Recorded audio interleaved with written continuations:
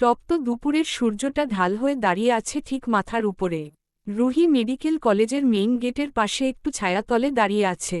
আশেপাশে কোথাও রিকশার দেখা নেই, গরমে অতিষ্ঠ হয়ে আছে মেয়েটি। ভারী শরীরটায় ও আবার চেপে আছে বোরখা। বড্ড পানির তৃষ্ণা পেয়েছে তার। রুহি আশেপাশে কোনো গাড়ি ঘোড়া না দেখে একটা বেঞ্চে বসে ব্যাগ হাতড়ে পানির বোতল বের করে কয় ঢোক পানি ঢক ঢক করে গিলল। ভারী শরীরটা নিয়ে প্রতিদিন কলেজ টু বাসা জার্নি করতে বড্ড কষ্ট হয় তার, চাইলেও কলেজ বন্ধ দিতে পারবে না। ফার্স্ট ইয়ার নিয়ম অনুযায়ী প্রতিদিন ক্লাসে উপস্থিত থাকা বাধ্যতামূলক থাকে। কারণ অ্যানাটমি, ফিজিওলজি, বায়োকেমিস্ট্রি ইত্যাদি বিষয়গুলোতে প্র্যাকটিক্যাল ক্লাস, ডিসেকশন, ল্যাব ও টিউটোরিয়াল থাকে। গাফিলতি করলে যে আর ডক্টর হতে পারবে না। এই তো আর 1 মাস কষ্ট, তারপরেই তো ম্যাটারনিটি লিভ নিবে। অষ্টম মাস থেকে সন্তান জন্মের পর 2-3 মাস পর্যন্ত ছুটি নেওয়া হবে। সাদির বলেছে তখন সে বাসায় বসেই পড়া চালিয়ে যেতে পারবে। রুহি যখন নিজের ভাবনায় মগ্ন, ঠিক তখনই সেখানে আবির্ভাব ঘটে একটি অনাকাঙ্ক্ষিত মুখের। সামনে এসে দাঁড়িয়ে হাস্যোজ্জ্বল মুখে বলে উঠল, কেমন আছেন মিস রুহানি? এত দিন পরে লিমনকে দেখে অবাক হল মেয়েটি, কণ্ঠে অবাকতা নিয়ে বলল, আপনি? লিমন মুচকি হেসে বলল, আশা করেননি বুঝি? রুহি 2 দিকে মাথা নেড়ে সম্মতি দিল। সে আশা করেনি। মেয়েটির সরল স্বীকারোক্তি দেখে লিমন ফের হেসে বলল, দেশের বাইরে ছিলাম, তাই দেখেননি। আপনি মাও হয়ে যাচ্ছেন আর আমরা এখনও বিয়েই করতে পারলাম না। লিমন কথাটা মজা করে বললেও রুহি কিঞ্চিত লজ্জা পেল। লিমন নিজের হাসি থামিয়ে বলল, মিট মাই ফিয়ন্সে, আশা। আশা, এটা হচ্ছে আরাব ভাইয়ের শালী মিস রুহানি। এতক্ষণ রুহি লিমনের সঙ্গে সুন্দরী মেয়েটির দিকে কৌতূহল চোখে তাকিয়েছিল। এবার লিমনের কথা শুনে অবাক হল, মেয়েটা রুহির সাথে পরিচিত হল। খুবই সুন্দর ব্যবহার। রুহি হাতের ঘড়িতে চোখ বুলিয়ে আশেপাশে তাকাল, কোথাও কোনো গাড়ি নেই। একটু আগে 2টো খালি রিকশা গেছে ভদ্রতার খাতিরে রুহি তাদের ইগনোর করল না। তাছাড়া লিমন ছেলেটা খুবই ভদ্র, এই যে অতীত ভুলে কি সুন্দর স্বাভাবিক আচরণ করছে। আগের বিষয়টা নিয়ে একদমই অস্বস্তি বোধ করতে হচ্ছে না, বা লিমন করতে দিচ্ছে না। লিমন রুহিকে এদিক ওদিক তাকাতে দেখে জিজ্ঞেস করল, কি খুঁজছেন মিস রুহানি? রিকশা বা ট্যাক্সি খুঁজছি। তা আপনি কি এখনও মিস বলেই ডাকবেন? আমি কি এখনও মিস আছি? লিমন মুচকি হেসে বলল, আপনি আমার কাছে মিষ্টি থাকবেন। যেহেতু আমাদের পরিচয়টা আপনার বিয়ের আগে থেকেই, তাই আমার কাছে মিস। থামল লিমন পুনরায় বলল, দাঁড়িয়ে দাঁড়িয়ে কথা বলছি, চলুন না কোথাও বসি। রুহি নাকচ করে বলল, আজকে নয় ভাইয়া। লিমন রুহির ক্লান্তমাখা মুখশ্রী দেখে জোর করল না, শুধু বলল, আমরা গাড়ি নিয়ে এসেছি, আপনাকে এখানে দাঁড়িয়ে থাকতে দেখে নামলাম। আপনি যদি চান তাহলে আপনাকে পৌঁছে দিতে পারি। রুহি কিছু বলার প্রস্তুতি নেয়ার আগেই পেছনে থেকে ভেসে আসে পুরুষালী গম্ভীর গলার স্বর, ওকে নিয়ে ভাবার জন্য ওর হাজবেন্ড আছে। আকস্মিক সাদির কণ্ঠস্বর শুনে অবাক হয়ে ঘাড় ঘুরিয়ে চাইল রুহি। লেফটেন্যান্ট ইউনিফর্ম পরনের লোকটাকে অসম্ভব সুন্দর লাগছে। রুহি তাকিয়েই রইল, হঠাৎ ফোনবিহীন আশাতে অবাক হল। সাদির দৃষ্টি লিমনের পানে, সাদির তীক্ষ্ণ দৃষ্টি দেখে কিঞ্চিত অস্বস্তি বোধ করে লিমন। রুহি একবার ভীত চোখে তাকালো সাদির দিকে তো আর একবার লিমনের পানে তাকায়। আল্লাহ জানে আবার কোনো ওভার রিয়েক্ট করে না বসে। লিমন নিজেকে সামলে স্বাভাবিক গলায় বলল, আসসালামু আলাইকুম, কেমন আছেন ভাই? ততক্ষণে সাদি রুহির পাশে এসে দাঁড়িয়েছে। রুহি অগোচরে সাদির পিঠে খোঁচা দিল, যেন সে আগে থেকেই তাকে হুঁশিয়ারি জানাল। সাদি তাকালো না পর্যন্ত রুহির পানে, লিমনের পানে চেয়ে খুবই শীতল গম্ভীর গলায় বলল, ওয়ালাইকুমুস সালাম। মুসলিম তাই সালামের জবাবটা বোধহয় কষ্ট করে দিল সাদি। বিষয়টা লিমন বুঝতে পেরে মেকি হেসে বলল, অন্য একদিন কথা হবে মিস রুহানি, আসছি এখন, ভালো থাকবেন।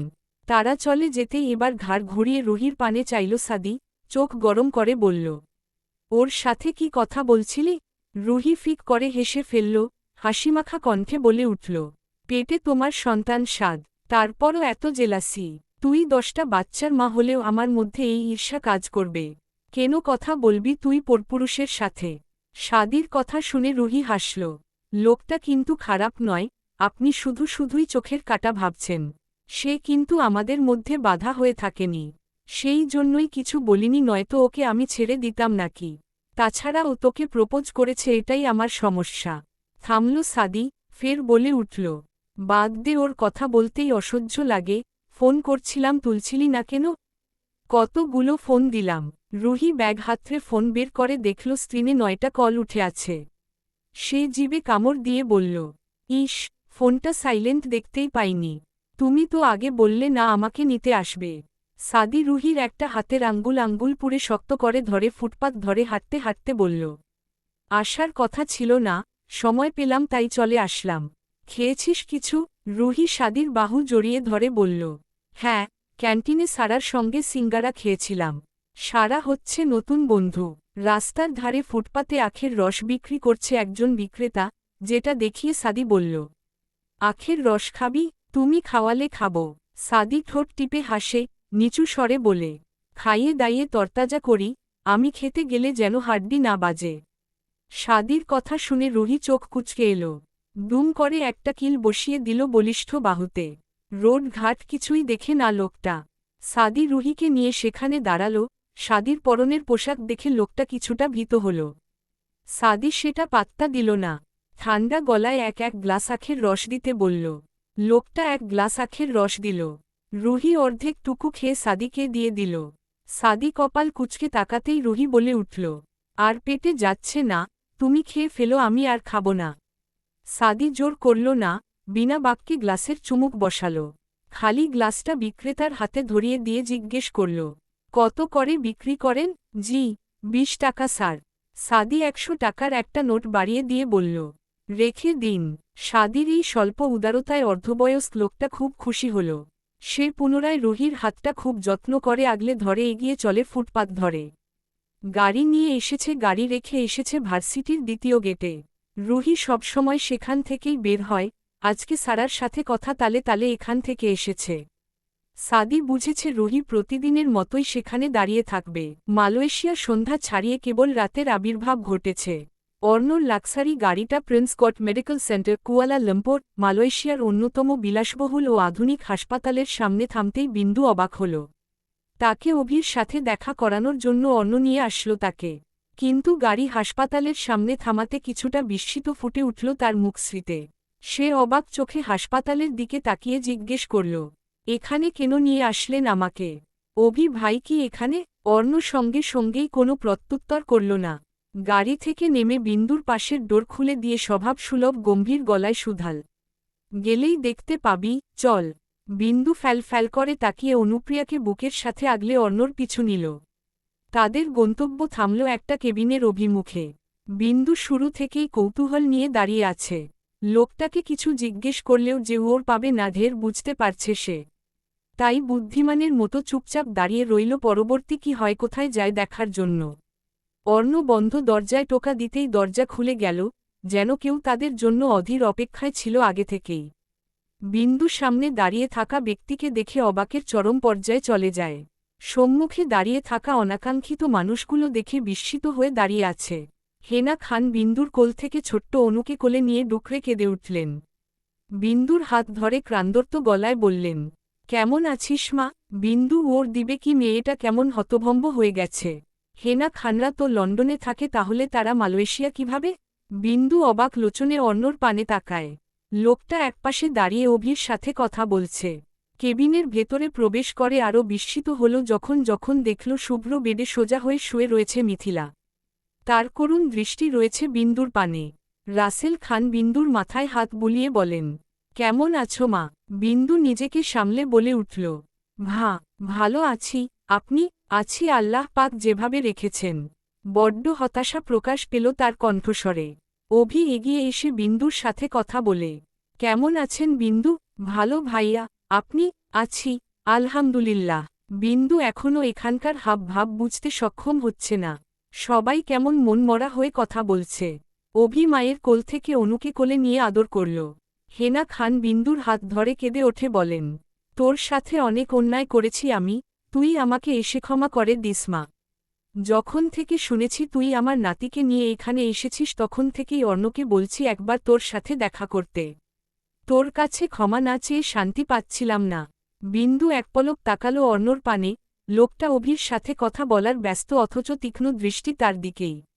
বিন্দু ঢোক গিলে ঠোঁট ভিজিয়ে মৃদু গলায় বলল, শান্ত হন, আমি কিচ্ছু মনে রাখিনি ফুপি। আচ্ছা, আপনারা তো লন্ডনে থাকেন, তাহলে এখানে কিভাবে? শেষের কথাটা বেশ কৌতূহল নিয়ে জানতে চাইল। ভদ্রমহিলা কান্নারত গলায় জানালেন, বন্দি জীবনে মিথিলা অতিষ্ঠ হয়ে উঠেছে। এখন নিজেকে পৃথিবীতে বোঝা মনে করে। হঠাৎ কিভাবে যেন অর্ণর আসার খবর শুনে দিন 15 আগে এক বন্ধুর সাহায্যে এখানে আসে। কোনোভাবে অর্ণর সাথে দেখাও করে। অর্ণর সাথে ক্ষমা চায়। অর্ণ বিশেষ কিছুই বলেনি, শুধু বলেছে তার সময় নেই। তারপর কি হলো কে জানে। মিথিলা আত্মহত্যা করার চেষ্টা করেছে। সব কিছু শুনে বিন্দু বড্ড অবাক হল। মিথিলার সাথে অর্ণর দেখা হয়েছে, কই সে তো তাকে বলল না। বিন্দু আর চোখে একবার অর্ণর পানে তাকাল। অভির পাশে একটা সুন্দরী মেয়ে দাঁড়িয়ে ছিল, তাকে নিয়ে এসে হেনা খান অভির বউ বলে পরিচয় করিয়ে দিল। বিন্দুর যেন আজকে অবাক হওয়ার দিন। অভি বিয়ে করেছে। বাবার করুণ আবদার সে ফেলতে পারেনি, তার এক বন্ধুর মেয়ের সাথে বিয়ে দিয়েছে। বাবার কথার বিয়ে করেছে ঠিকই, কিন্তু বউ নিয়ে সে নিজের মতো করেই থাকে, মায়ের থেকে দূরে।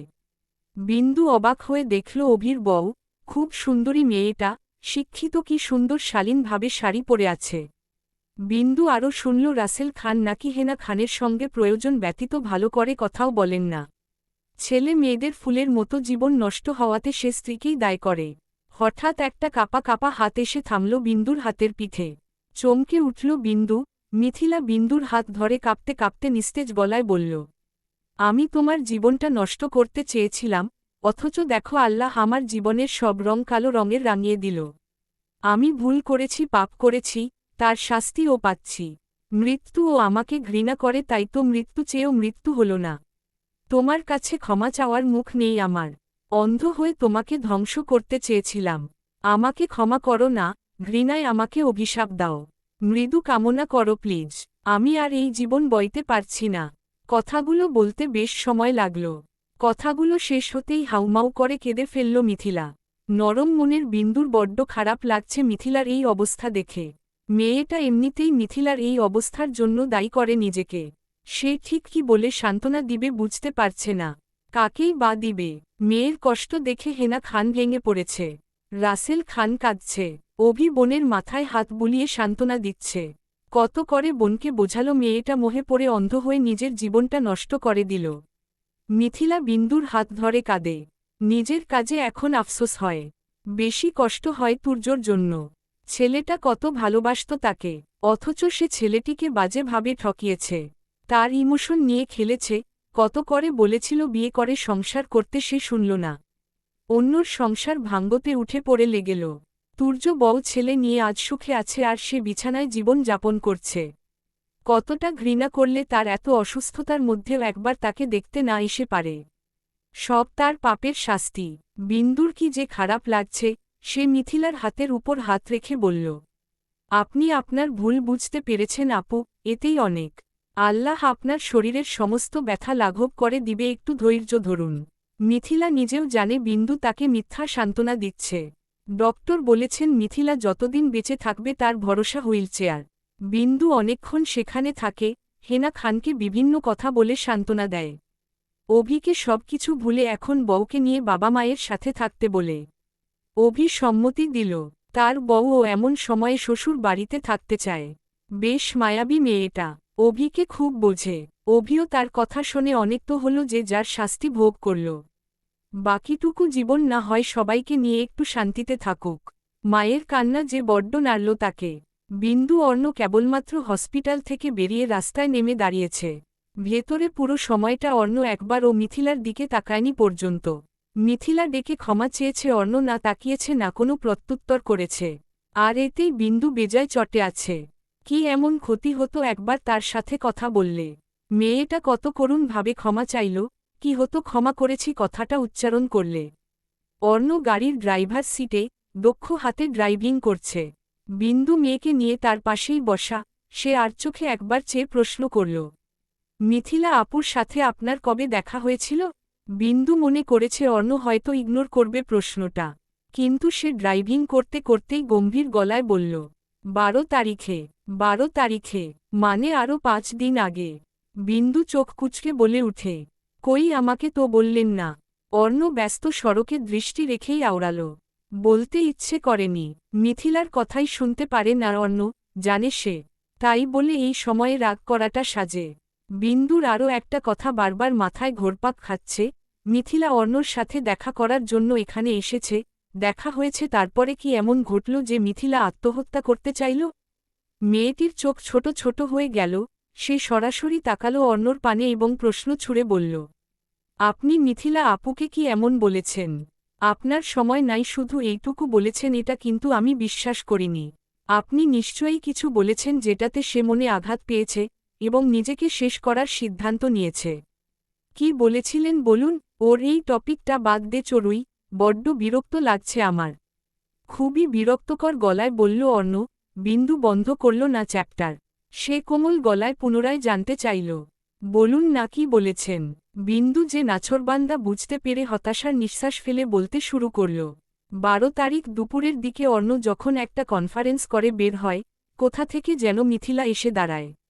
অর্ণ দেখেও না দেখার ভান করে চলে যেতে নিলে বেশ আকুতি মিনতি করে একটুখানি কথা বলার জন্য।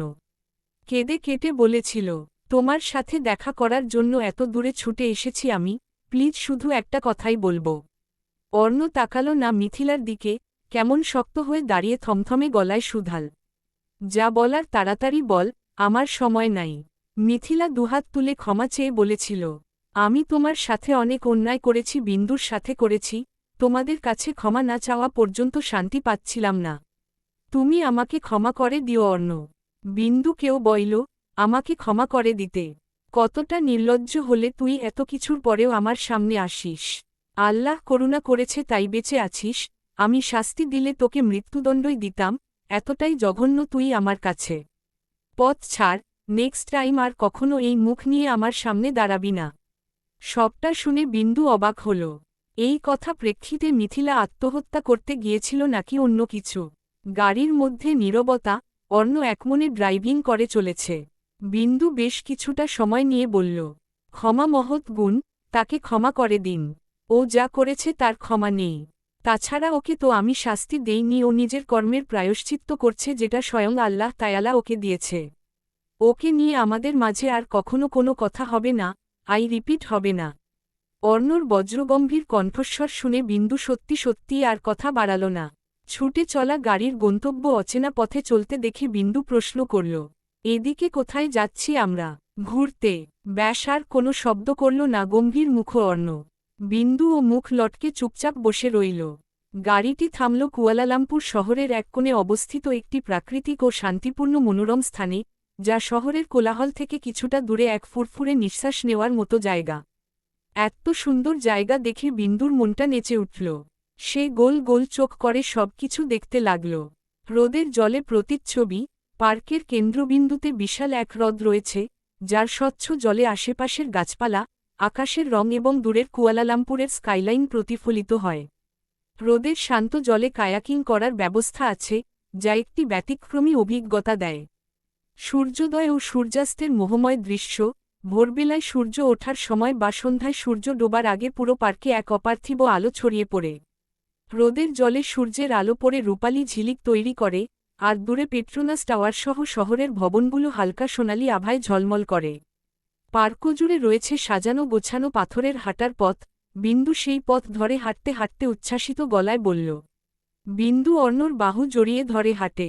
অনুপ্রিয়া বাবার কোলে চুপটি করে ঘুমিয়ে আছে।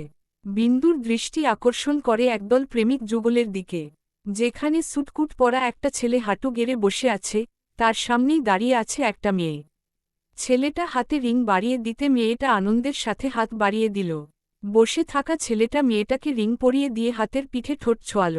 সঙ্গে থাকা তরুণ তরুণী হাতে তালি দিচ্ছে। বিন্দু ফ্যাল ফ্যাল করে তাকিয়েই রইল। তারপর অর্ণর দিকে তাকিয়ে চোখ পাকিয়ে বলল, দেখছেন কি রোমান্টিক ছেলেটা, কি সুন্দর রোমান্টিক কায়দায় প্রপোজ করল। আর আপনি আস্ত একটা আনরোমান্টিক ভ্যারস। অর্ণর চোখ কুঁচকে এলো, সে রাশভারী স্বরে প্রশ্ন ছুড়ল, আমি আনরোমান্টিক? বিন্দু ব্যঙ্গ করে বলে উঠল, নয়তো কি, কখনো এভাবে প্রেম নিবেদন করেছেন? অর্ণ বাঁকা চোখে চেয়ে গম্ভীর শীতল গলায় শুধাল, মেয়েটা কি আসমান টপকে এলো ম্যাডাম?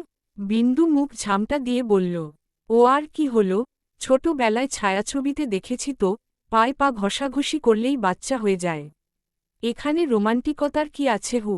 অর্ণব হৃদয় কুঁচকে বলে, পায়ে পা ঘষাঘষি করলেই বাচ্চার জন্ম হয় জানতাম না তো। বাসায় চল, আজকে আমিও একটু ঘষাঘষি করে দেখব। বিন্দু এদিকে ওদিকে ঘুরে দেখতে দেখতেই বলল, এখন ঘষাঘষি করার মুড নাই, তাছাড়া আমার জামাই আছে, সে যদি শুনতে পায় আপনি আমার সাথে শুইতে চেয়েছেন আপনাকে পিটাবে। অর্ণ বাঁকা হেসে বিন্দুর সুশীল কোমরখানা পেঁচিয়ে ধরে কাছে টেনে এনে ফিসফিস করে বলল, আপনার জামাই শুনবে না, আপনি চাইলে আজকে আপনাকে সহ আপনার বেডরুমটা আমাদের করতে পারি। আমি কিন্তু খুব ভালো পারফরম্যান্স করতে পারি। টেরাই করতে পারেন। অর্ণর এমন নির্লজ্জ রসিকতা শুনে বিন্দুর কান গরম হয়ে গেল। মেয়েটা ঠোঁট টিপে হাসে, লোকটা ভালোই রসিকতা করতে পারে। বিন্দু অর্ণর থেকে নিজেকে ছাড়িয়ে নিতে চেয়ে বলল, আপনাকে আমার পছন্দ হয়নি। আমার পালোয়ান জামাইয়ের মতো আপনার বডি নাই। তাছাড়া আমি আমার জামাইকে রেখে পরকিয়া করতে পারব না। অর্ণ ঠোঁট কামড়ে হেসে ফেলল। বিন্দুকে এক হাতে ধরে টেনে নিয়ে বলল, মুড চেঞ্জ হয়ে গেছে, বাসায় চলুন ম্যাডাম। এখন আপনার কান্না শুনতে ইচ্ছে করছে। বিন্দু ঢোক গিলল। বেপরোয়া শেখ নওফিল অর্ণকে বড্ড ভয় লাগে তার। সামলাতে হিমশিম খেতে হয়। সেখান থেকে বাসার দূরত্ব বেশ ভালোই। বিন্দু মেয়েকে নিয়ে পেছনের সিটে পা তুলে উঠিয়ে শুয়ে পড়ল। বাহির থেকে আসা মৃদু বাতাসে মেয়েকে কোলের কাছে আঁকড়ে নিয়ে চোখ বুজে আছে। অর্ণ দক্ষ হাতে ড্রাইভিং করতে করতেই চোখ তুলে মিররে তাকাল। মা মেয়ে কেমন গুটি সুটি মেরে ঘুমিয়ে আছে। অর্ণর গম্ভীর অধর কোণে এক চিলতে হাসি দেখা দিল। তার প্রাণ ভোমরাটা এই দুটো নারীর মাঝেই রয়েছে, যাকে সে ভীষণভাবে ভালোবাসে। মালয়েশিয়া ভোরের আলো ফুটেছে। উষ্ণ রোদের সোনালি আলো এসে বেকনিতে পড়েছে। হালকা শীতের আমেজে এই উষ্ণ রোদের আলো নেহাত মন্দ লাগে না। অর্ণ সেখানে পুশ আপ করেছে। উন্মুক্ত শরীরে ঘামে ভেজা, পরনে একটা ট্রাউজার নাভির নিচে। ফর্সা বুকটা নগ্ন, ঘাম যেন মুক্তার মতো ঝলমল করছে। বিন্দু মেয়েকে কোলে নিয়ে এসে দরজার সাথে হেলান দিয়ে দাঁড়িয়ে আছে। অনেকক্ষণ ধরেই দেখছে অর্ণর পুশ আপ করা। এই যে লোকটা নগ্ন দেহে পায়ের নখের আর হাতের আঙ্গুলের সাহায্যে ফ্লোরে বুক না মিশিয়ে পুশ আপ করেছে, দেখতে বড্ড সুদর্শন হ্যান্ডসাম লাগছে। নিজের জামাইয়ের ওপর না নিজেরই নজর লেগে যায়। বিন্দুর মনে লোভ জাগে একবার অর্ণর পিঠে চড়ার। তার না বলা কথাটাই যেন অর্ণ শুনল, সে না তাকিয়েই নিজের কাজে মনোনিবেশ করে বলল, কাছে আয় চড়ুই। বিন্দু গুটি গুটি পায়ে এগিয়ে গেল স্বামীর কাছে। অর্ণ স্বভাব সুলভ গম্ভীর গলায় শুধাল, ওঠ, আপনি ব্যথা পাবেন না? ভয়ে ভয়ে জিজ্ঞেস করল মেয়েটা। অর্ণ দুদিকে মাথা নেড়ে বলল, পাব না আয়। বিন্দুর খুশিকে দেখে সে মেয়েকে নিয়েই অর্ণর চৌড়া পেটানো পিঠে উঠে শুয়ে পড়ল। অর্ণ মা মেয়েকে নিয়েও খুব স্বাভাবিকভাবে পুশ আপ করতে লাগল। ভাবভঙ্গি দেখে মনে হচ্ছে বিন্দু যেন তুলো সমান। বিন্দু এনজয় করল। বেশ ভালোই লাগছে এভাবে। সময় গড়াল। অনেকক্ষণ ধরে দুজনে বেকনিতে বসে গল্প করল। আজকে শুক্রবার, তাই অর্ণর কোনো তাড়া নাই। বিন্দু মেয়েকে অর্ণর কাছে দিয়ে ওয়াশরুমে গিয়েছে। মেয়েটা যে কান্নাকাটি শুরু করেছে আর থামার নামই নিচ্ছে না। অর্ণ মেয়েকে নিয়ে রুমে এই মাথা থেকে ও মাথা হাঁটে, তবুও শান্ত হয় না। অর্ণ রেগে মেগে গিয়ে দাঁড়াল ওয়াশরুমের দরজার সামনে। জোরে করাঘাত করল দরজায়, তীক্ষ্ণ গলায় শুধাল, এই বেয়াদব মহিলা, ওয়াশরুমে গিয়ে কি ঘুমাচ্ছিস নাকি? কিছু সেকেন্ড গড়াতে বিন্দু দরজা খুলে দিল। মনে হচ্ছে দরজা ভেঙে ভেতরে প্রবেশ করবে অর্ণ। অর্ণ চোখ পাকিয়ে কিরমির করে বলল, বেকুব মহিলা, আমার মেয়েটা কাঁদতে কাঁদতে শেষ হয়ে যাচ্ছে, শুনতে পাচ্ছিস না? ডায়পার নষ্ট করেছে, চেঞ্জ করে দে আগে। বিন্দু মেয়েকে কোলে তুলে নিয়ে দেখল ডায়পার নষ্ট করেছে। সে মেয়েকে নিয়ে নতুন ডায়পার পরাতে পরাতে বলল, আপনাদের বাপ বেটির জ্বালায় এখন ওয়াশরুমেও যেতে পারবো না দেখছি। সারাদিন একজনের পর একজন ভ্যা ভ্যা করতেই থাকেন। বিন্দুর কপালে বিরক্তির ভাঁজ। অর্ণ কপাল কুঁচকে বলল, আমি ভ্যা ভ্যা করি? একটা দিব সোজা গিয়ে বাংলাদেশে গিয়ে পড়বি স্টুপিড। বিন্দু চোখ ছোট ছোট করে তাকিয়ে অবাক্তার ভান করে বলে উঠল, আপনার লাথিতে এত পাওয়ার? তো দিন দিন দেখি আমাকে বাংলাদেশে পাঠিয়ে। আপনার লাথিতে এত পাওয়ার? তো দিন দিন দেখি আমাকে বাংলাদেশে পাঠিয়ে। বিন্দুর কথা শুনে অর্ণ বিরক্তকর চাহনি চেয়ে গম্ভীর গলায় শুধাল, স্টুপিড? জানেন তো ওই একটাই, স্টুপিড, ইডিয়ট। সারা বছর বসে এই দুটো ইংরেজিই শিখেছেন বুঝি। এছাড়া আপনি আর কিছু পারেন না, তাই না? আব না মানে বাঙালি গালাগালি? বাঙালি ছেলে বাংলা গালি জানেন না কিছুই? বিন্দুর কথা শুনে চোখ ছোট ছোট হয়ে এলো অর্ণর। সে চোখ মুখ কুচকে বিরক্তিকর গলায় শুধাল, আমাকে কি তোর বখাটে মনে হয়? বিন্দু মেয়েকে গুছিয়ে শোয়াতে শোয়াতে বিড়বিড় করে আওড়াল, হলে মন্দ লাগত না, প্রথমে তো আমার তাই মনে হতো। শালা কি ভাবটাই না দেখাত তখন। অ্যাটিটিউড এর মাইরে বাপ। অর্ণ বোধ হয় শুনল কথাটা, তবে কোনো রিয়াকশন দেখাল না। ঝুঁকে একটা চুমু এঁকে দিল মেয়ের নরম তুলতুলে গালে। ব্যাস বিন্দুও নিঃশব্দে নিজের গাল এগিয়ে দিল অর্ণর ঠোঁটের কাছে। অর্ণ হৃদয় কুচকাল। বিন্দু মেকি হেসে ঠোঁট ফুলিয়ে বলল, আমারটা কই? কি? কপাল কুচকে বলে উঠল অর্ণ। বিন্দু বলল, যেটা মেয়েকে দিয়েছেন। অর্ণ বিন্দুর ডান গালে চুমু খেয়ে বলল, হিংসুটে। বিন্দু খিলখিল করে হেসে উঠল, উহু হিংসুটে না হিংসুটি। অর্ণ বিন্দুর হাস্যোজ্জ্বল মুখশ্রীর পানে চেয়ে হঠাৎ করেই তার ঘাড়ে থাবা মেরে একদম কাছে নিয়ে এলো। আকস্মিক এমন হওয়াতে হকচকিয়ে গেল মেয়েটি। ঠোঁট নেড়ে কিছু বলতে নিতেই চিকন কোমল ওষ্ঠযুগল ছুঁয়ে গেল পুরুষালী তমাটে ওষ্ঠযুগল। ব্যাস চোখ বড় বড় করে ফেলল বিন্দু। মেয়েটির শ্বাসোষ্ঠাগত হবার আগ পর্যন্ত আর ছাড়া পেল না ঠোঁটজোড়া। প্রগাঢ় চুম্বন করে বিন্দুর ঠোঁট ছেড়ে দিল অর্ণ। বরাবরের মতোই লজ্জায় মুখ লালিমা ছড়িয়ে পড়ল মেয়েটার মসৃণ গালদয়ে। আন্ত মাথায় ঘন ঘন শ্বাস টানে। অর্ণ একদম স্বাভাবিক, যেন কিছুই হয়নি ভাবভঙ্গি। অর্ণ দুই হাতে রাজলা করে বিন্দুর মুখটা উপরে তুলে নিজের মুখটা নামিয়ে আনল বিন্দুর মুখের কাছে। বিন্দু হাঁসফাঁস করে রিনরিনে গলায় বলল, কি করছেন? মেয়ে দেখছে। অর্ণ বিন্দুর ঠোঁটের উপর বৃদ্ধ আঙ্গুল আলতো বুলিয়ে দিতে দিতে স্বভাবসুলভ গম্ভীর গলায় শুধাল, মেয়ে বুঝবে না, কাছে আয়। একাকিত্বের সঙ্গী স্কুলের চাকরিটা ছেড়ে দিয়েছেন সাজেদা বেগম। কেউ জোর করেনি, সে নিজের ইচ্ছাতেই এই সিদ্ধান্ত নিয়েছেন। আহামরি টাকার অভাব তার কখনোই ছিল না। তার স্বামী যা রেখে গেছেন সেটা দিয়েই সে বসে বসে খেতে পারেন। তারপর আবার সাদি নিজের পড়াশোনা শেষ হবার আগেই সেনাবাহিনীতে যোগ দিয়েছে। সব মিলিয়ে ভালোই ছিলেন তারা। শুধু ছিল না তার একজন সঙ্গী, সাদি ছিল না। ছোট্ট সারফারাজকে নিয়েই তার সময় কেটেছে। তারপর একসময় সারফারাজের স্কুলেই চাকরিটা নেন, ছেলেকে দেখাশোনার পাশাপাশি আরও বাচ্চাদের দায়িত্ব নেন। তবে এখন তার একাকিত্ব লাগে না। মেয়ের মতো বউ আছে ঘরে, 2 দিন পর ঘর আলো করে জন্ম নিবে নাতি। বাকিটা জীবন নাতির সাথেই কাটাবে বলেই এই সিদ্ধান্ত। তাছাড়া রুহির কাছে একজন থাকা প্রয়োজন, আর তো বেশি দিন নেই। রাতে সবার খাওয়া দাওয়ার পাট চুকিয়ে যে যার ঘরে এখন। রুহি খাটের সাথে হেলান দিয়ে আধশোয়া হয়ে বসে ফোন স্ক্রোল করছে। মূলত সে বিন্দুর সাথে চ্যাটিং করছে। সাদি পাশেই বসে আছে, তার দৃষ্টি রুহির মিটমিটে হাসির পানে। সে অনেকক্ষণ ধরেই দেখছে দুই বান্ধবী কিছু একটা বলছে আর মিটিমিটি হাসছে। সে এবার সোজা হয়ে বসে বলল, এই তোরা কি এমন বলিস রে? সেই থেকেই নোটিস করছি হাসছিস। এটা আমাদের সিক্রেট ব্যাপার, তোমাকে কেন বলবহু? রুহির এমন কথা শুনে সাদি হৃদয় কুচকাল। রুহি হঠাৎ করেই পেটে হাত দিয়ে মৃদু চিৎকার করে উঠল। আহ! সাদি কিঞ্চিত ভয় পেয়ে গেল। সে তড়িঘড়ি করে উঠে বলল, কি হয়েছে হাঁপানি রুগী? কি আর হবে, পুচকিটা পেটের মধ্যে ফুটবল খেলছে। ও কি আমার পেটটা খেলার মাঠ পেয়েছে নাকি? এভাবে কেউ লাথি মারে? ও একদম তোমার মতোই পাজি হবে দেইখো। রুহির কথা শুনে চোখ ছোট ছোট হয়ে এলো সাদির। বেবির সাথে তার তুলনা করল মেয়েটা। সে কপাল কুঁচকে বলে উঠল, আমি পাজি? তুই ছিলি তখন, নয়তো কি? মায়ের কাছে শুনেছি না ছোট্টবেলায় কি বাদরামি করছ। সেটা শুনেই তো তোমার অনাগত সন্তানের ভবিষ্যৎবাণী করলাম।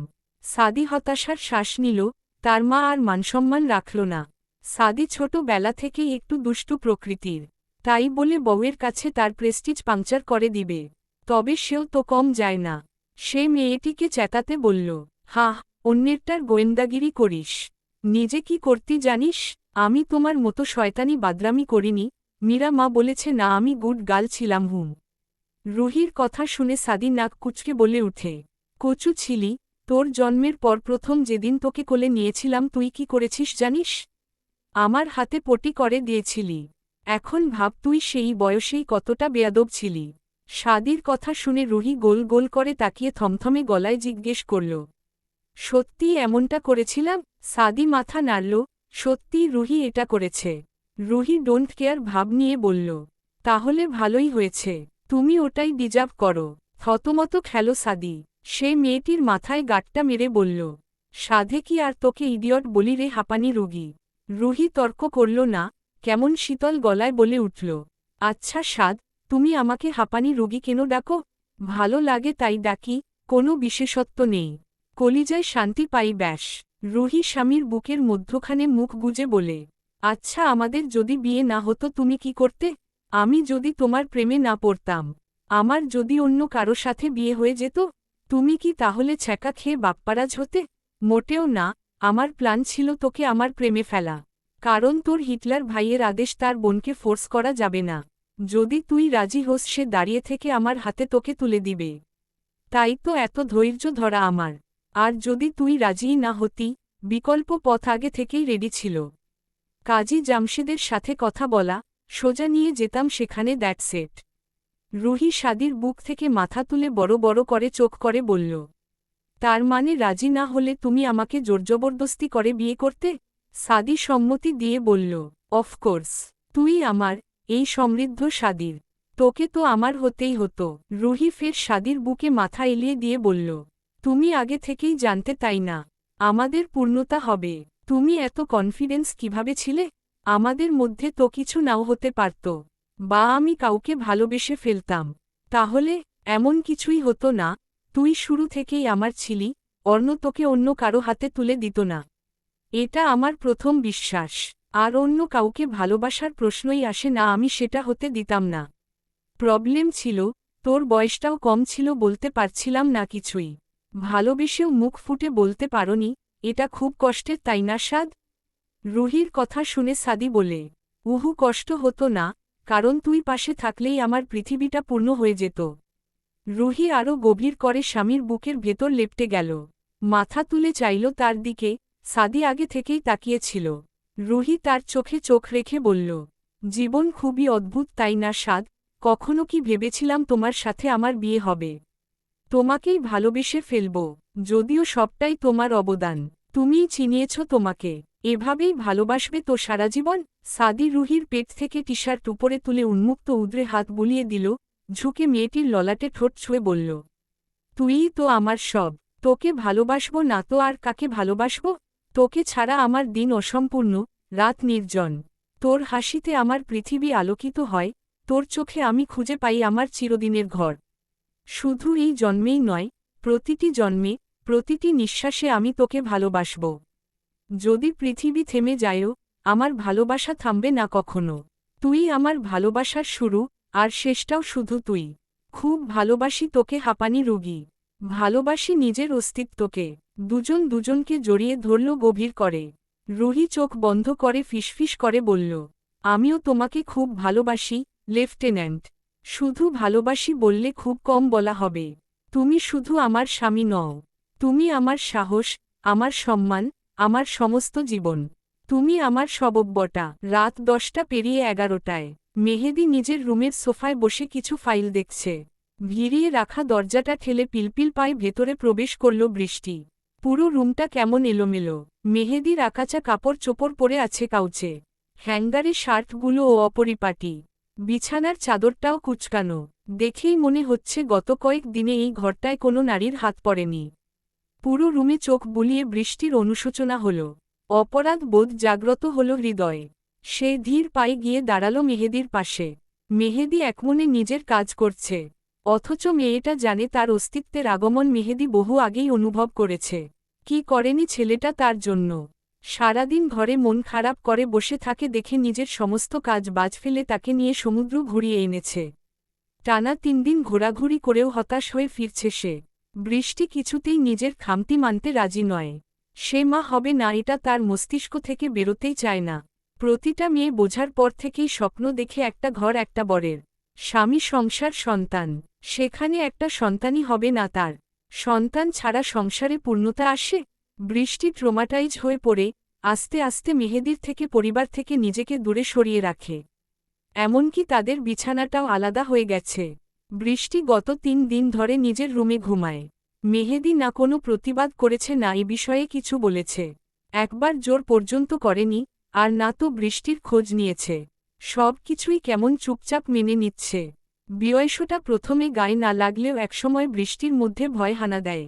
যেই মানুষটি তাকে ছাড়া ঘুমাতে পারে না, তাকে না দেখলে থাকতে পারে না, তার কণ্ঠস্বর না শুনলে চলতে পারে না। সেই লোকটা একবার খোঁজ পর্যন্ত করল না। তবে কি সেও মুখ ফিরিয়ে নিচ্ছে তার থেকে? সে কি হারিয়ে ফেলবে তাকে? কি এক অসহ্য যন্ত্রণা! বৃষ্টি কান্না গিলে ঠোঁট কামড়ে ধরে। মৃদু গলায় ডেকে উঠে, মেহেদী। মেহেদী কাজ করতে করতেই শান্ত স্বরে বলল, কিছু বলবি? মেহেদীর এই নির্লিপ্তা পীড়া দিল মেয়েটির বুকে। সে হাঁটু গেড়ে বসে পড়ল মেহেদীর পায়ের কাছে। মেহেদীর হাঁটুতে মাথা ঠেকিয়ে ডুকরে কেঁদে উঠল। আমি সরি, খুব সরি। আমার উচিত হয়নি তোমাকে কষ্ট দেয়া। আমি ভুল করেছি, আমাকে ক্ষমা করে দাও প্লিজ। মেহেদী একেবারে স্বাভাবিকভাবেই বসে আছে। সে কোনো সান্ত্বনার বাণী শোনাল না আজকে আর। না তো বৃষ্টির চোখের পানি মুছে দিল। তার হাত এখনও ফাইলে। বৃষ্টি এই অবহেলা সহ্য করতে পারে না। সে সশব্দে কেঁদে ওঠে বলল, কথা বলো মেহেদী, তোমার এই অবহেলা আমি সহ্য করতে পারছি না। তুমি আমাকে মারো, কাটো, যা ইচ্ছা শাস্তি দাও, তবুও দয়া করে কথা বলো। আমি ভুল করেছি, আমাকে শাস্তি দাও। আমি অবহেলা করছি? কথাটা হাস্যকর শোনাল না। যে প্রতিনিয়ত পালিয়ে বেড়াতে চায় তার সাথে কিভাবে কথা বলে বৃষ্টি? আর তুই কেন শাস্তি পাবি? শাস্তি তো আমার পাওয়া উচিত এবং পাচ্ছি। মেহেদীর কথা শুনে হাউমাউ করে কাঁদতে লাগল বৃষ্টি। সে কিভাবে এই ছেলেটাকে কষ্ট দিতে পারল? কিভাবে? মেহেদী ঢোক গিলে শক্ত গলায় বলল, বিরক্ত করিস না তো, আমার কাজ আছে, যা এখান থেকে। বৃষ্টি নড়ল না। সে মেহেদীকে জড়িয়ে ধরে ক্রান্তর্ত গলায় বলল, আমাকে ক্ষমা করে দাও, আমাকে প্লিজ মাফ করে দাও। মেয়েটার কান্নায় বরাবরের মতোই ফুটবল হয়ে যায় মেহেদী। এই মেয়েটার চোখের পানি সে দেখতে পারে না, সহ্য হয় না তার। সে পায়ের কাছ থেকে টেনে তুলল বৃষ্টিকে, নিজের বুকের সাথে মিশিয়ে বলে, আর কতভাবে বোঝালে তুই বুঝবি মেঘদূতী? কেন আমার থেকে নিজেকে গুটিয়ে নিতে চাস? সন্তান দিয়ে কি করবি যদি আমিই না থাকি? তোর এই অবহেলা আমাকে তিলে তিলে শেষ করে দিচ্ছে। বৃষ্টি থেকে থেকে হেঁচকি তুলছে। মেহেদী ফের বলে উঠে, সন্তান ছাড়া গোটা এক জীবন দিব্যি কাটিয়ে দিতে পারব, কিন্তু তোকে ছাড়া আমার চলবে না মেঘদূতী। কোনো সন্তান চাই না আমার। আমার শুধু তোকে চাই। তুই কেন বুঝিস না? বৃষ্টি ফোঁপায়, অনুতপ্ত হয় নিজের কাজের জন্য। মেহেদী কত করে বোঝালো, জীবনের পূর্ণতা শুধুমাত্র সন্তানেই নয়, ভালোবাসা ও দানের মধ্যেই নিহিত। জানেই তার জন্য কষ্ট নয়, যা আছে তার মধ্যেই খুঁজে নিতে হবে ঈশ্বরের নিঃশব্দ আশীর্বাদ।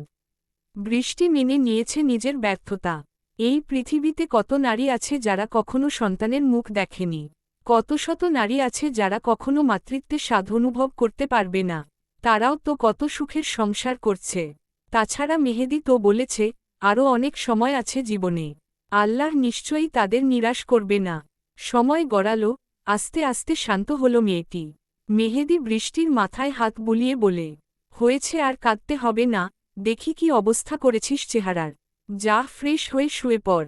বৃষ্টি ভেজা চোখে তাকালো স্বামীর পানে। তারপর হঠাৎ করেই তার শার্টের বোতাম খুলতে শুরু করল। হৃদয় কুচকিত হল মেহেদীর। সে মেয়েটির হাত ধরে আটকে দিয়ে বলল, কি করছিস?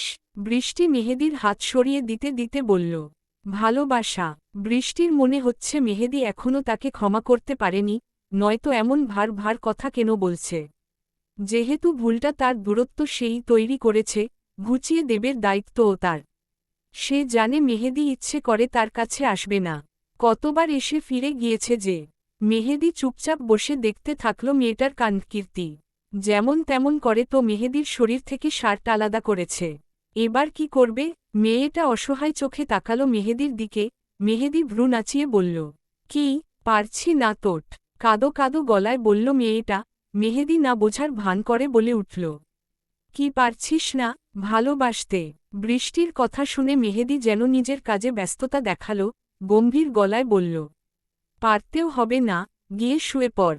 বৃষ্টি এলোমেলো দৃষ্টি ফেলল। মেহেদীর রাগ করাটা অস্বাভাবিক কিছু নয়। বিয়ের এত বছর হয়ে গেল অথচ সে নিজে থেকে একটা চুমু পর্যন্ত করতে পারছে না। মেহেদী বৃষ্টিকে ইগনোর করে কাজ করে। বৃষ্টি ঢোক গিলে মেহেদীর মুখটা নিজের দিকে টেনে আনে। মেহেদী মনে মনে হাসল, অপেক্ষা করল মেয়েটার পরবর্তী পদক্ষেপের। বৃষ্টি চোখ বন্ধ করে আস্তে আস্তে করে মুখটা উঁচুয়ে মেহেদীর ঠোঁটের উপর রাখল। ব্যাস শুধুই চেপে ধরল, আর কিছু করার সাহস হল না মেয়েটার। কিছু সেকেন্ড পর ঠোঁট থেকে সরে আসতে ধরলেই একজোড়া শক্তপোক্ত হাতের মুঠোয় আটকে গেল মেয়েটির কটিদেশ। মেহেদী নিজের সাথে মিশিয়ে নিল মেয়েটাকে, ঘোর লাগা গলায় ফিসফিস করে বলল, বাকি কাজটুকু না হয় আমি করি। মাই লাভ। নীরবতা ভর করল জনের মাঝে, কিন্তু সেই নীরবতা আজ ভারী নয়, বরং উষ্ণ। মেহেদী আলতো করে বৃষ্টির হাত ধরল। বৃষ্টি না বাধা দিল না কিছু বলল, যেন নীরবে নিভৃতে সঁপে দিয়েছে নিজেকে। আস্তে আস্তে করে দুটো আত্মা এক হল, সাথে তাদের ভেতরের দূরত্বটা একটু একটু করে গলে যাচ্ছিল। মালয়েশিয়ায় এখন সময়টা রাত প্রায় 1টার কোঠায়। মালয়েশিয়ার সময় বাংলাদেশ থেকে 2 ঘন্টা এগিয়ে। মানে, মালয়েশিয়ায় সময় বাংলাদেশের তুলনায় ফাস্ট। মেয়েকে ঘুম পাড়াতে গিয়ে বিন্দুর একচোট ঘুমো হয়ে গেছে, অথচ লাট সাহেবের এখনও কাজ করাই শেষ হল না। রকিং চেয়ারে বসে মৃদু দুলতে দুলতে ল্যাপটপে মুখ গুজে কিছু একটা করছে। পরনে একটা কালো ঢিলেঢালা টি শার্ট আর ট্রাউজার। গম্ভীর মুখে এলোমেলো চুল, দেখতে মন্দ লাগে না। বিন্দু শোয়া থেকে উঠে দাঁড়াল। চোখ ঘুমে ঢুলুঢুলু করেছে। সে টলমল পায়ে এগিয়ে যায় অর্ণর নিকট, খোলা এলোমেলো লম্বা রেশমি চুলগুলো পিঠ বেয়ে এঁকেবেঁকে দুলে চলছে হাঁটার তালে। টেবিলের উপর ল্যাপটপ, অর্ণর গভীর মনোযোগ সেখানে। হঠাৎ বিন্দু অর্ণর দিকে মুখ করে উঠে বসল অর্ণর রানের উপর। অর্ণর গায়ের টি-শার্টের ভেতরে ঢুকে গিয়ে মাথাটা বের করল টি-শার্টের গলা ভেদ করে। বিন্দুর মুখ এবং অর্ণর মুখ খুব কাছাকাছি। একে অপরের তপ্ত নিঃশ্বাস আছড়ে পড়ছে জনের মুখশ্রীতে। অর্ণ শান্ত চোখে তাকিয়ে আছে বিন্দুর ঘুমে ঢুলুঢুলু চোখে। বিন্দু আগে থেকেই তাকিয়েছিল। নীরবে দুজনের চোখের দিকে তাকিয়ে থাকল কিয়াৎক্ষণ। তারপর বিন্দু টুকুস করে একটা চুমু খেল অর্ণর গলার উঁচু অ্যাডামস অ্যাপেলে। টি-শার্টের ভেতরে হাত দুটো অর্ণর পেটানো শরীরের দুপাশে গলিয়ে পেঁচিয়ে ধরল। ঘুম ঘুম কণ্ঠে বলল, ঘুমিয়ে ঘুমিয়ে একটা হিসাব কষলাম, বলুন তো কি? অর্ণ শীতল চোখে তাকিয়ে শান্ত স্বরে শুধাল, কি হিসাব? অর্ণর হাত দুটো এখনও ল্যাপটপের কিবোর্ডে। দুজনের মাথাই একসঙ্গে, এক টি-শার্টের গলাতে। বিন্দু ইনোসেন্ট মুখবিবর করে বলল, আপনার সাথে আমার বিয়ে না হলে আপনি আমার কি হতেন বলুন তো? অর্ণ কপাল গোটাল, রাশভারী গলায় শুধাল, ডিস্টার্ব করো না চড়ুই। বিন্দু অর্ণর গলা জড়িয়ে ধরে আদুরি গলায় বলল, বলুন না কর্নেল সাহেব, হাজবেন্ড। অর্ণর কথা শুনে বিন্দু দুদিকে মাথা নেড়ে বলল, ধ্যাত, বিয়ের আগে হাজবেন্ড কিভাবে হয়? অর্ণ কিঞ্চিত বিরক্ত গলায় শুধোয়, ফালতু কথা শোনার সময় নাই, সর কাজ আছে আমার। বিন্দু দু হাতে দুদিকে মেলে অর্ণর হাতার ভেতর থেকে নিজের হাত দুটো ঢুকিয়ে দিয়ে বলল, সারাদিন খালি কাজ আর কাজ, সবসময় এত কাজ কাজ করেন কেন? একটু বউ বউ করতে পারেন না? এখন কোনো কাজ করতে পারবেন না? আমি যা যা বলবো ভদ্র স্বামীর মতো বসে বসে শুনবেন, ঠিক আছে? অর্ণ হৃদয় কুচকাল। বিন্দু ফোকলা হাসি দিয়ে বলল, আমি গবেষণা করে দেখলাম, আপনার বাবা আমার মায়ের স্বামী, সেই হিসেবে কিন্তু আপনি আমার ভাই। আজকে যদি আপনার সাথে আমার বিয়ে না হতো তাহলে হিসাবে অনুযায়ী অনুপ্রিয়ার মামা হতেন আপনি। তা এলিপসিস ডট। বাকিটুকু শেষ হবার আগেই অর্ণ ধমকে বলল, হোয়াট ননসেন্স। বিন্দু ঘুম ঘুম বিরক্তিকর চোখে তাকিয়ে বলল, রাখুন তো আপনার ওয়াট ফোয়াট, সারাদিন এগুলো শুনতে শুনতে এখন আর কানে এফেক্ট করে না। আচ্ছা, অনুর মামা হলে আপনার অনুভূতি কেমন হতো? অর্ণ দাঁতে দাঁত পিষে চিবিয়ে চিবিয়ে বলল, কাজ করছি চড়ুই। বিন্দু অর্ণর মোটা স্বর মোটেও পাত্তা দিল না, বরং ভেঙচি কেটে বলে উঠল, আমি কি বসেছিলাম? আপনি জানেন আমার কত ইম্পর্ট্যান্ট ঘুম ফেলে এসে এখানে বসে আছি। এখন বলুন, অনুর মামা হলে আপনার অনুভূতি কেমন হতো? অর্ণ বিরক্তকর শ্বাস নিয়ে রাশভারী গলায় শুধোয়, কি স্টুপিডের মতো কথা বলছিস পাখি? আমি তোর ভাই কখনোই ছিলাম না। শুরু থেকেই তুই আমার ওয়াইফ। যেখানে আমি কখনো তোর ভাইই ছিলাম না, সেখানে মামা কিভাবে হতাম? আমি ওর বাবা প্রথম থেকেই ছিলাম। বিন্দু মাথা চুলকাতে লাগল। সত্যিই তো ভাই হবার আগেই অর্ণ তার স্বামী হয়েছে। তাহলে মামা হবেটা কি করে? অর্ণ নিজের হাতা থেকে হাত বের করে আনল। টি-শার্টের ভেতরে রয়ে গেল বিন্দুর হাত। সে বিন্দুর জামার ভেতর হাত গলিয়ে দিয়ে বিন্দুর কোমর পেঁচিয়ে নিজের পেটের সাথে লেপটে ধরল। উষ্ণ গরম স্পর্শে কিঞ্চিত কেঁপে উঠল বিন্দু। অর্ণ বিন্দুর ঘাড়ে নাক ঘষতে ঘষতে শীতল গলায় শুধাল, অনুর আম্মু। ইস, কি আবেগী কণ্ঠটা! বিন্দু অবচেতনে মাথা নেড়ে সাড়া দিয়ে ছোট্ট করে বলল, হু, তোকে কাঁদাতে ইচ্ছে করছে। I will merge myself with your being. কান গরম হয়ে গেল বিন্দুর, লজ্জায় গুটিয়ে গেল সে। অর্ণর ঘাড়ে মাথা গুজে ফিসফিস করে বলল, এখন না, মেয়ে উঠে যাবে। যাবে না, জাস্ট মুভ লেস। বিন্দু নিজের মাথাটা অর্ণর টি-শার্টের ভেতর থেকে বের করে আনে। সে জানে অর্ণ যখন একবার হ্যাঁ বলেছে তো হ্যাঁটি হবে। বিন্দু গাল ফোলালো, কোথায় ভেবেছিল লোকটাকে একটু বিরক্ত করবে, উল্টো সেই ফেসে গেল। বিন্দু কাদো কাদো মুখে চাইল অর্ণর পানে। অর্ণ শরীর থেকে টি-শার্ট খুলে ফেলে দিল কোথাও। বিন্দুকে আরও নিবিড়ে টেনে আনে। মেয়েটাকে কিছু বলার সুযোগ না দিয়েই তার ঠোঁটের ভাঁজে ঠোঁট ডুবিয়ে দিল। আজকাল অর্ণকে অদ্ভুত সুন্দর লাগে বিন্দুর কাছে, একজন সুদর্শন পুরুষের সাথে সাথে একজন ধৈর্যশীল সুপুরুষ, যে একেবারেই অন্য রূপে বেঁচে থাকে, যার পাথরের মতো কঠোর দেহের ভিতরে লুকিয়ে আছে অজানা কোমলতা। অর্ণর ঘনত্ব শ্বাসে বলা কথা বিন্দুর জন্য একটু বেশি আদরে শোনায়, আবার বেপরোয়া ভঙ্গিমায় উচ্চারিত অশ্লীল কথাগুলোও অন্য রকম মর্মস্পর্শী। বিশাল শরীরের উলঙ্গতা, যা অন্য কারো কাছে কেবল দেহের ভারসাম্য, কিন্তু বিন্দুর কাছে তা হয়ে ওঠে এক আশ্রয়, অন্তরঙ্গতার এক নির্জন কোণা। অর্ণ যখন ফিসফিস করে মিষ্টি করে কথা বলে, সে যেন পৃথিবীর সব শব্দ একসঙ্গে থেমে যায়, আর যখন তার বেপরোয়া, অশ্লীল কথাগুলো আসে, সেগুলোও হয়ে ওঠে এক ধরনের অদ্ভুত আকর্ষণ, যা শুধুমাত্র বিন্দুর জন্যই অর্পিত। গোটা পৃথিবী তাকে চেনে এক নির্দিষ্ট রূপে, কিন্তু বিন্দুর কাছে সে সেই রূপের পুরোপুরি উল্টো। একজন কঠোর পাথর নয়, বরং একজন ভীতু হৃদয়, যার ভেতরে লুকিয়ে আছে কোমলতর অনুভূতি। সে হয়তো নিজেও জানে না তার দুর্বলতা, হ্যাঁ বিন্দু তার দুর্বলতা। অর্ণ হয়তো মুখে কখনো প্রকাশ করেনি, কিন্তু তার আচরণ বুঝিয়ে দেয়। এই মুহূর্তে অর্ণর উন্মুক্ত বুকে মাথা রেখে শুয়ে আছে বিন্দু, দীর্ঘ ঘনিষ্ঠ মুহূর্তের পরে বরাবরের মতোই নেতিয়ে পড়ে বিন্দু। অর্ণর কাছে মেয়েটা বড্ড ফুটবল। প্রতিবার ঘনিষ্ঠ মুহূর্তে সুঠামদেহী দেহখানা সামলাতে হিমশিম খেতে হয় মেয়েটাকে। অর্ণ বিন্দুর চোখের কোণে জমে উঠা জলটুকু চুষে নেয়। লজ্জায় আর্ষ্ট বিন্দু আরও গুটিয়ে গেল অর্ণর বুকের মধ্যখানে। অর্ণর নগ্ন বুকে ঠোঁট ছুঁয়ে ফিসফিস করে বলল, খুব ভালোবাসি আপনাকে, আমার নিষিদ্ধ প্রণয়ের সুপুরুষ। অর্ণ শীতল চোখে চায়, প্রশ্ন ছুঁড়ে শুধায়, নিষিদ্ধ প্রণয় কেন? বিন্দু লাজুক চোখে চেয়ে বলল, আমাদের সম্পর্ক যে সৎ ভাই বোনের মতো, তাই হয়তো।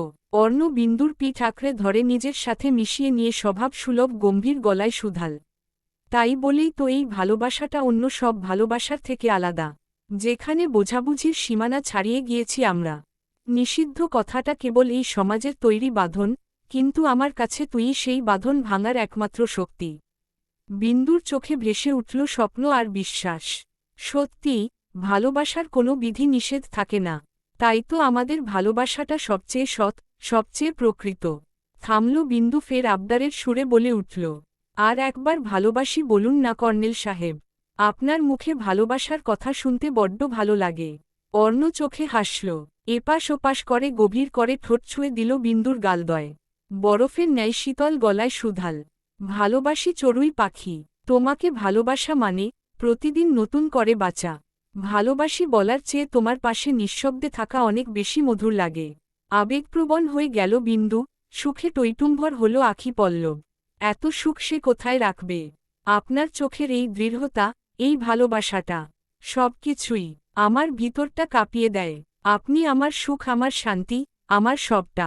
ভালোবাসি আপনাকে কর্নেল সাহেব, ভালোবাসি হৃদয় গহীনের নিষিদ্ধ প্রণয়ের পুরুষকে। খুব ভালোবাসি, শুধু আজ নয়, প্রতিদিন, প্রতিক্ষণ, প্রতিটি নিঃশ্বাসে। আপনি আমার যুদ্ধজয়ী নায়ক, আর আমি আপনার ভালোবাসায় বন্দী এক মানব। বিন্দুর লাজুক কণ্ঠে অন্তর থেকে ওঠা অনুভূতি গাথা। অর্ণ পুনরায় বিন্দুর নগ্ন দেহ কাছে টেনে নেয়, টুকরো টুকরো চুমুতে ভরিয়ে দেয় ঘাড়, গলা এবং পুরো মুখশ্রী। ঘন ঘন শ্বাস ফেলে ঘোর লাগা হাক্কি কণ্ঠস্বরে শুধাল, ভিন্ন ভিন্ন রূপে মায়াবিনী তুমি, আর আমি অন্য প্রান্তে, নেশায় ডুবে থাকা এক পথিক। প্রিয় নারীকে ঘিরেই আমার সমস্ত জাগরণ, তবুও তোমার রহস্যে হারিয়ে যাই প্রতিক্ষণ। জেনে রাখো আমার বোকা নারী, তুমি সেই নারী যাকে আমি প্রাণের চেয়েও বেশি ভালোবাসি। সমাপ্ত।